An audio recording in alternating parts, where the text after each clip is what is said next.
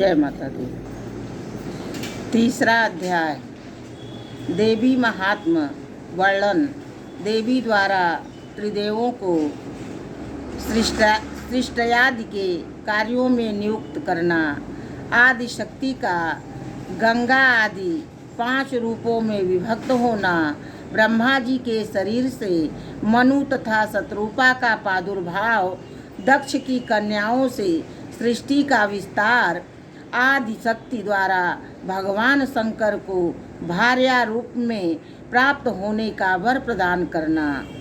श्री महादेव जी बोले, जो शुद्ध शाश्वत और मूल प्रकृति स्वरूपणी जगदम्बा हैं, वे ही साक्षात पर ब्रह्मा हैं और वे ही हमारी देवता भी हैं। जिस प्रकार ये ब्रह्मा, ये विष्णु और स्वयं मैं शिव इस जगत की उत्पत्ति, पालन और संहार के कार्य में नियुक्त हैं, उसी प्रकार अनेक ब्रह्मांडों में निवास करने वालों करोड़ों प्राणियों के सृजन, पालन और संहार का विधान करने वाली वे महामहेश्वरी ही हैं। निराकार रहते हुए वे महादेवी अपनी लीला से देह धारण करती हैं। उन्हीं के द्वारा इस विश्व का सृजन किया जाता है तथा पालन किया जाता है और अंत में उनके ही द्वारा संहार किया जाता है। उनके ही द्वारा यह जगत मोहग्रस्त होता है। प्राचीन काल में वे पूर्णा भगवती ही अपनी लीला से दक्ष की कन्या के रूप में, हिमवान की पुत्री के रूप में तथा अपने ही अंश से विष्णु भार्या लक्ष्मी के रूप में एवं ब्रह्मा की भार्या सावित्री तथा सरस्वती के रूप में प्रकट हुई। नारद जी बोले, देवेश, यदि आप मुझ पर प्रसन्न हैं तो मेरे प्रति आपकी उत्तम प्रीति है। तब नाथ महामते मुझे विस्तार पूर्वक वह सब प्रसंग बताइए, जिस प्रकार वे प्रकृति रूपा पूर्णा भगवती प्राचीन काल में दक्ष कन्या के रूप में अवतरित हुई और जिस प्रकार भगवान शिव ने उन ब्रह्मा स्वरूपणी को पत्नी के रूप में प्राप्त किया, जिस प्रकार वे हिमालय के घर में पुनः पुत्री होकर उत्पन्न हुई और फिर त्रिनेत्र महादेव ने उन्हें पत्नी के रूप में प्राप्त किया और जिस प्रकार उन्होंने 6 मुखों वाले कार्तिकेय तथा गजानन गणेश इन 2 महान भाग बलशाली और पराक्रमी पुत्रों को जन्म दिया।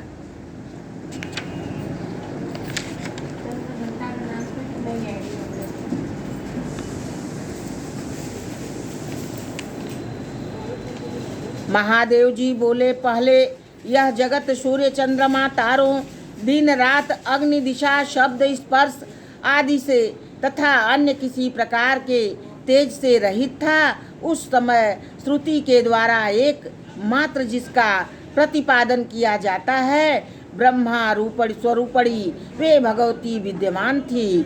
सच्चिदानंद विग्रह वाली वे प्रकृति रूपा भगवती शुद्ध ज्ञान से युक्त नित्य वाणी से परे निरव योगिनियों के द्वारा कठिनता से प्राप्त होने वाली, सर्वत्र व्याप्त रहने वाली, उपद्रवों से रहित नित्यानंद स्वरूपणी तथा सूक्ष्म और गुरुत्व आदि गुणों से परे हैं।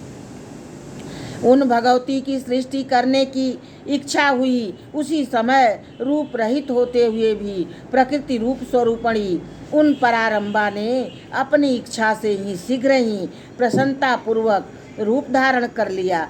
उनका विग्रह निखरे हुए काजल के समान था, विकसित कमल के समान सुंदर मुख था, 4 भुजाएं थी, नेत्र लाल वर्ण के थे, बाल खुले हुए थे और दिशा रूपी वस्त्र से सुशोभित, स्थूल तथा उन्नत स्तन धारणी ज्योतिमयी वे सिंह की पीठ पर विराजमान थी। तदवंतर उन्होंने अपनी इच्छा से अपने रजस, सत्व और तमोगुण के द्वारा शीघ्र ही चैतन्य रहित एक पुरुष की सृष्टि की। सत्व आदि तीनों गुणों से युक्त उस उत्पन्न पुरुष को देखकर भगवती ने स्वेच्छा से उस रूप में सृष्टि करने की अपनी इच्छा का समावेश किया। यह देखकर वह शक्तिमान पुत्री तीनों गुणों के आश्रय से ब्रह्मा, विष्णु और शिव नाम वाले तीन पुरुषों के रूप में प्रकट हो गया।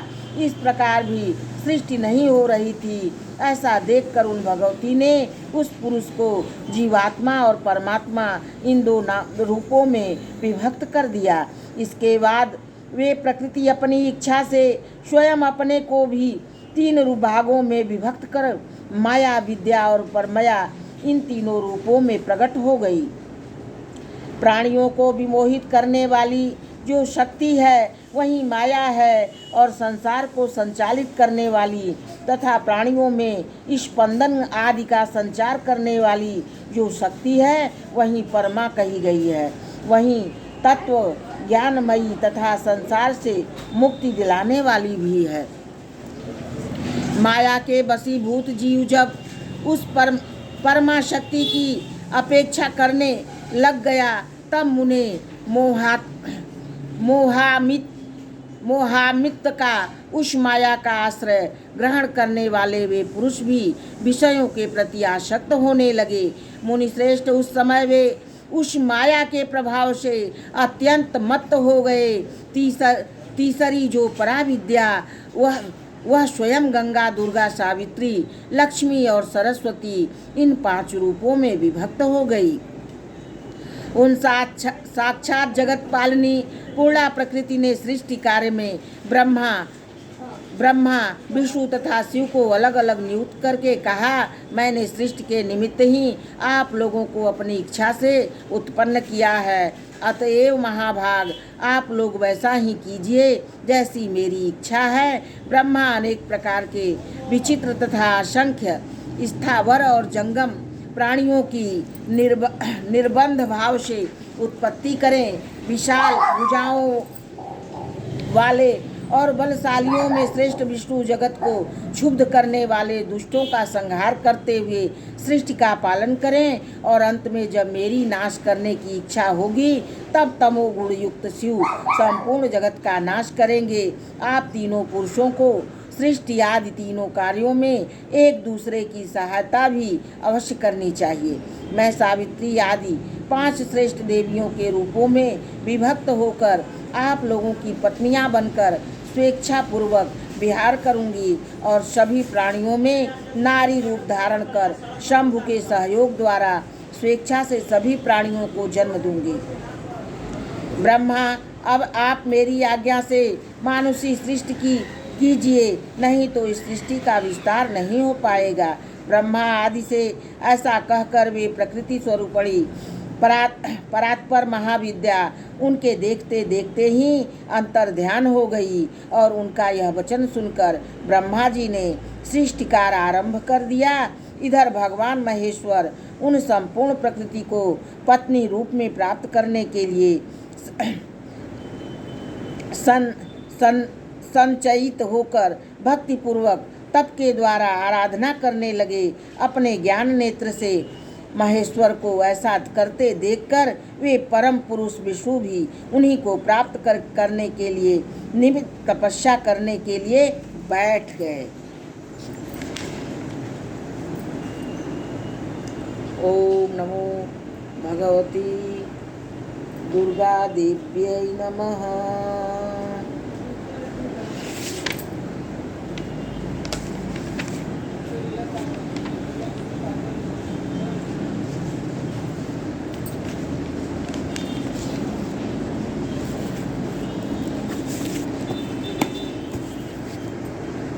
ओम महामाये, ओम जगज्जन्ये, ओम आदिशक्ते, ओम नमो चामुंडाये देव्यै नमः। ओम श्री दुर्गा देव्यै नमः।